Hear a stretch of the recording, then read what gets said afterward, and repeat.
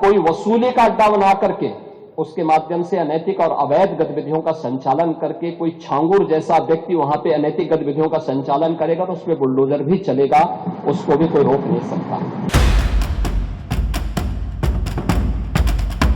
योगी सरकार में कितना बदला उत्तर प्रदेश, ये सवाल अब सिर्फ सियासी बहस नहीं बल्कि जमीनी हकीकत बन चुका है।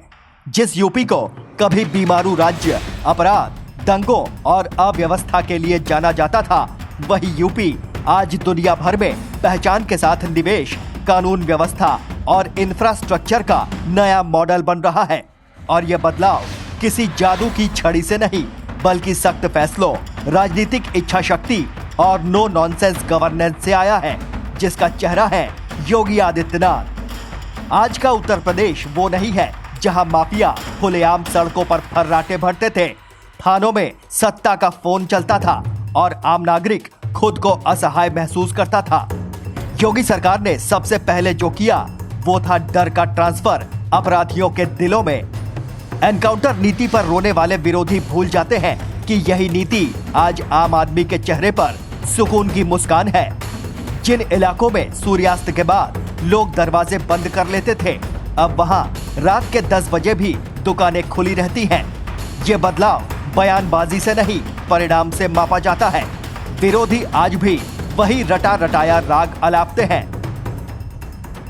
लोकतंत्र खतरे में है, संविधान बचाओ, डर का माहौल है।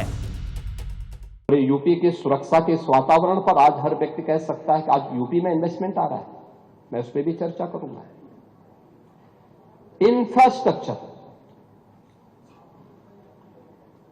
इंफ्रास्ट्रक्चर कैसे होना चाहिए, 2017 के पहले क्या स्थिति थी और 2017 के बाद क्या है। 17 के पहले गड्ढा युक्त सड़कें थी, मेट्रो के नाम पर मजाक बनाया हुआ था, रेलवे के नेटवर्किंग के लिए केंद्र सरकार के साथ समन्वय नहीं था। ऐसे में सवाल सिर्फ इतना है कि डर किसे लग रहा है, आम नागरिक को या अपराधी को। अगर अपराधी डरा है तो ये लोकतंत्र की हार नहीं, लोकतंत्र की जीत है। योगी मॉडल ने साफ संदेश दिया है, कानून सबके लिए बराबर है, चाहे नाम कितना ही बड़ा क्यों ना हो। यही बात विपक्ष को सबसे ज्यादा चुभती है, क्योंकि उनके दौर में कानून नहीं, सौदेबाजी चलती थी। योगी सरकार के दौर में यूपी का इंफ्रास्ट्रक्चर सिर्फ बदला नहीं बल्कि छलांग लगाकर आगे बढ़ा है। एक्सप्रेसवे की बात करें तो पूर्वांचल से बुंदेलखंड तक सड़कें अब विकास की नसें बन चुकी हैं।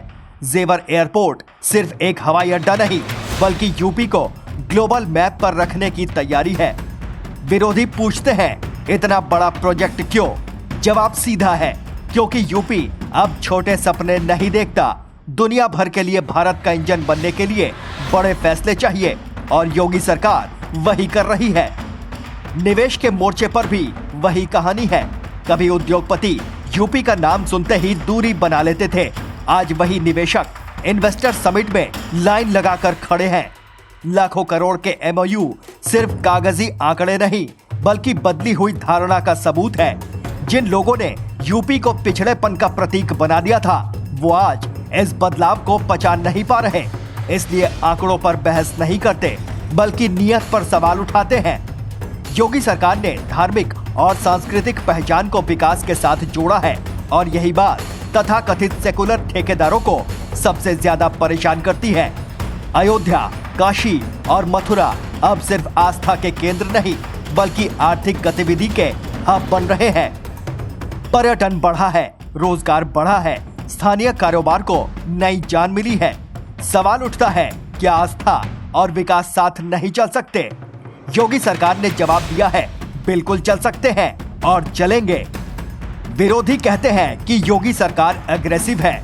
हाँ है, अपराध के खिलाफ, भ्रष्टाचार के खिलाफ और ढुलमुल फैसलों के खिलाफ।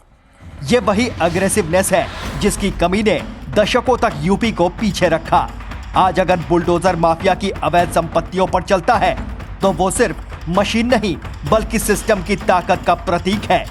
जिन लोगों ने नियम तोड़कर साम्राज्य खड़ा किया था, उन्हें कानून की किताब अचानक मोटी लगने लगी है। शिक्षा और स्वास्थ्य के क्षेत्र में भी बदलाव दिखता है। मेडिकल कॉलेजों की संख्या बढ़ी है, सरकारी अस्पतालों की तस्वीर बदली है और स्कूलों में इंफ्रास्ट्रक्चर सुधरा है। विरोधी इसे प्रचार कहते हैं, लेकिन गांव देहात का मरीज जब अपने जिले में इलाज पाता है तो उसे प्रचार नहीं, राहत दिखती है। योगी सरकार ने योजनाओं को सिर्फ घोषणाओं तक सीमित नहीं रखा, बल्कि डिलीवरी पर जोर दिया और यही बात पुराने सिस्टम को असहज करती है। सबसे बड़ी बात, योगी सरकार ने यूपी की पहचान बदली है। आज उत्तर प्रदेश सिर्फ वोट बैंक की राजनीति का अखाड़ा नहीं, बल्कि नीति, निवेश और राष्ट्रीय सुरक्षा का अहम स्तंभ है। डिफेंस कॉरिडोर हो या एक्सप्रेसवे नेटवर्क, यूपी अब रणनीतिक दृष्टि से भी देश की केंद्र में है। जो लोग आज भी पुराने यूपी की तस्वीर दिखाकर डराने की कोशिश करते हैं, वो दरअसल अपनी राजनीतिक अप्रासंगिकता छिपा रहे हैं। तो सवाल फिर वही, योगी सरकार में कितना बदला यूपी?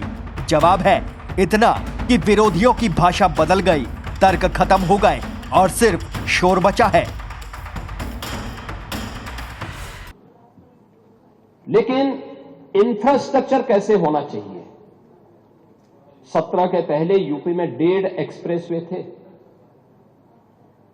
और आज उत्तर प्रदेश के अंदर 22 एक्सप्रेसवे, और देश के अंदर अगर ये सभी 22 के 22 बन जाए तो 60% एक्सप्रेसवे पर अकेले यूपी का कब्जा होगा। अकेले यूपी, देश के अंदर जितने एक्सप्रेसवे होंगे उनमें 60% यूपी के पास। रेलवे का सबसे बड़ा नेटवर्क आज के दिन पर यूपी में है, 16,000 किलोमीटर का।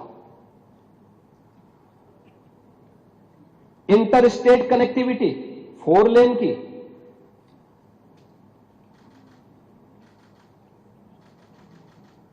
मेट्रो सिटी यूपी, देश के अंदर सबसे अधिक मेट्रो यूपी के अंदर, देश के अंदर सबसे अधिक एयरपोर्ट। 2017 के पहले यूपी के अंदर एयरपोर्ट की संख्या बहुत कम थी, उनमें से 2 संचालित थे, 2 आंशिक रूप से संचालित थे। आज 16 एयरपोर्ट संचालित हैं। न्यूज वॉच इंडिया की शैली में यूपी अब रुकने वाला नहीं, और यही सबसे बड़ा कटाक्ष है। जो यूपी को पीछे रखना चाहते थे, आज वही उसे आगे बढ़ते हुए देखने को मजबूर हैं। Team news watch India.